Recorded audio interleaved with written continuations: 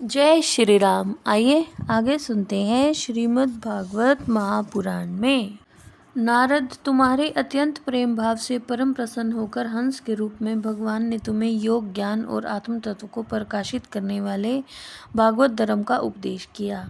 वह केवल भगवान के शरणागत भक्तों को ही सुगमता से प्राप्त होता है। वे ही भगवान स्वयंभू आदि मनवंतरों में मनु के रूप में अवतार लेकर मनुवंश की रक्षा करते हुए दसों दिशाओं में अपने सुदर्शन चक्र के समान तेज से बेरोक टोक निष्कंटक राज्य करते हैं। तीनों लोकों के ऊपर सत्य लोक तक उनके चरित्रों की कमनीय कीर्ति फैल जाती है और उसी रूप में वे समय समय पर पृथ्वी के भारभूत दुष्ट राजाओं का दमन भी करते रहते हैं। सब नाम धन्य भगवान धन्वंतरी अपने नाम से ही बड़े बड़े रोगियों के रोग तत्काल नष्ट कर देते हैं।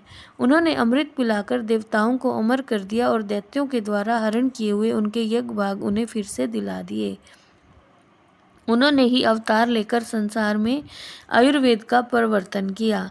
जब संसार में ब्राह्मण द्रोही, आर्य मर्यादा का उल्लंघन करने वाले नारकीय क्षत्रिय अपने नाश के लिए ही दैववश बढ़ जाते हैं और पृथ्वी के कांटे बन जाते हैं, तब भगवान महापराक्रमी परशुराम के रूप में अवतीर्ण होकर अपनी तीखी धार वाले फरसे से 21 बार उसका संहार करते हैं।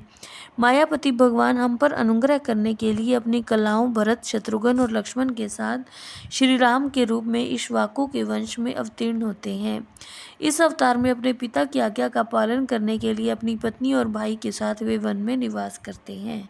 उसी समय उनसे विरोध करके रावण उनके हाथों मरता है। त्रिपुर विमान को जलाने के लिए उद्यत शंकर के समान जिस समय भगवान राम शत्रु की नगरी लंका को भस्म करने के लिए समुद्र तट पर पहुंचते हैं, उस समय सीता के वियोग के कारण बढ़ी हुई क्रोधाग्नि से उनकी आंखें इतनी लाल हो जाती हैं कि उनकी दृष्टि से ही समुद्र के मगरमच्छ, सांप और ग्राह आदि जीव जलने लगते हैं और भय से थरथर कांपता हुआ समुद्र झटपट उन्हें मार्ग दे देता है।